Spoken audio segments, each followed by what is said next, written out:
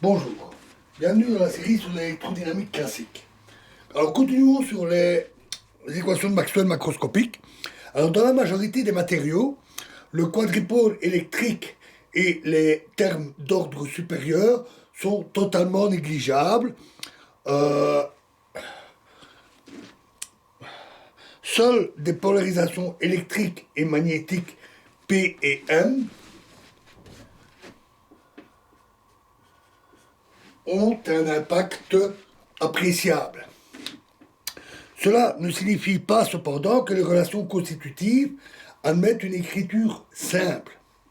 Les propriétés électriques et magnétiques de la matière présentent une énorme diversité, particulièrement chez les solides cristallins, où les corps ferroélectriques et magnétiques présentent des champs D et M, P et M par exemple, non nuls, même en l'absence de champs appliqués. Et on a aussi les substances diélectriques, diamagnétiques, paramagnétiques, ordinaires, plus ordinaires. L'étude de ces propriétés constitue l'une des branches à part entière de la physique du solide. Ici, nous nous bornerons à effleurer les aspects les plus élémentaires.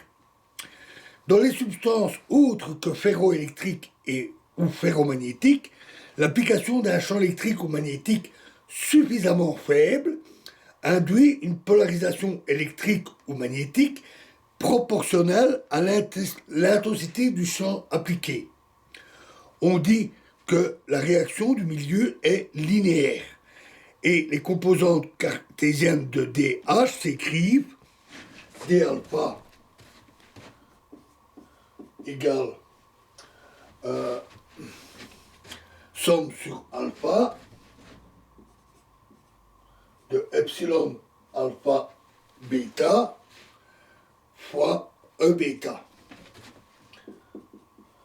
Et H alpha égale somme sur alpha mu prime alpha bêta B bêta. Alors la tradition exige que l'on écrive plutôt B alpha égale somme sur alpha mu alpha bêta B H bêta H alpha H bêta H bêta.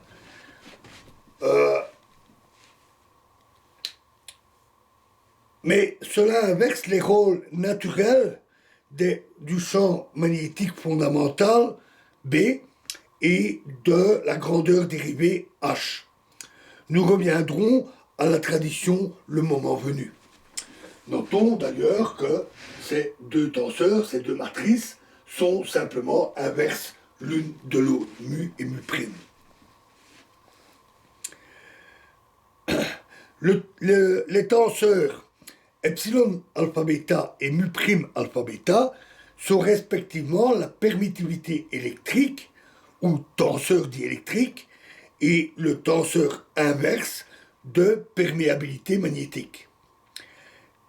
Ils expriment la réaction linéaire du milieu et dépendent de la structure moléculaire et éventuellement cristalline du matériau, ainsi que des propriétés d'ensemble telles que la densité et la température.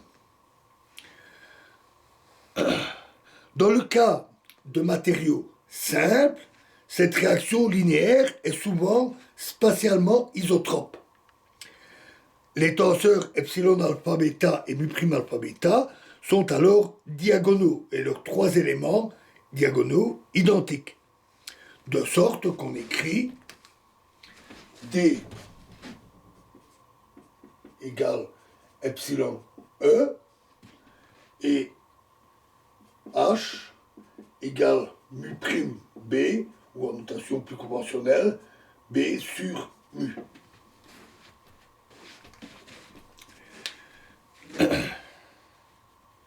En toute rigueur, ces équations s'appliquent aux transformés de Fourier, spatio-temporels, des grandeurs des champs.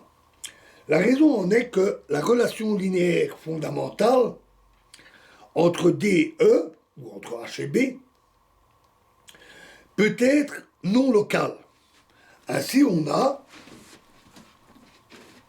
en toute généralité, D alpha de X et de T est égal à la somme sur bêta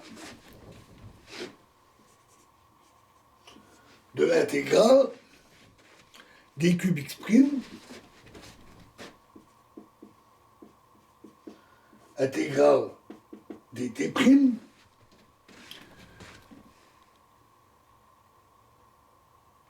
de epsilon alpha bêta x' t' et e bêta de x moins x' et t moins t'.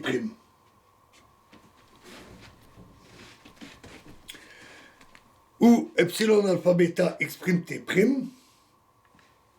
bien qu'éventuellement localisé autour de x' égale 0 et t' égale 0, reste différent de 0 sur une certaine distance à l'origine.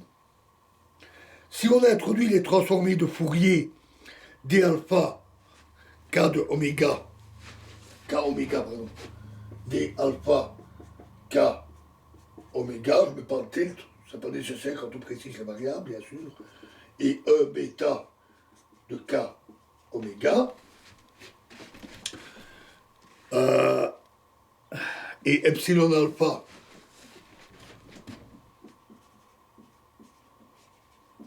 k oméga,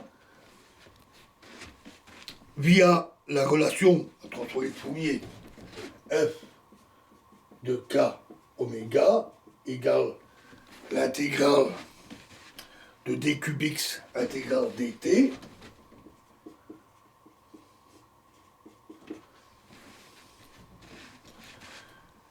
de f de xt fois e exposant moins ikx plus i oméga t. Transformé de Fourier spatio-temporelle. L'équation constitutive, alors, peut s'écrire d alpha k oméga est égal à somme sur bêta de epsilon alpha bêta de k oméga fois e bêta k oméga.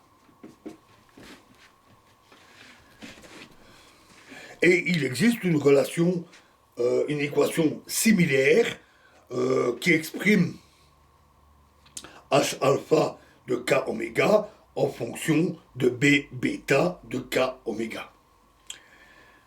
Voilà, et nous verrons la suite dans la prochaine vidéo. Je vous remercie.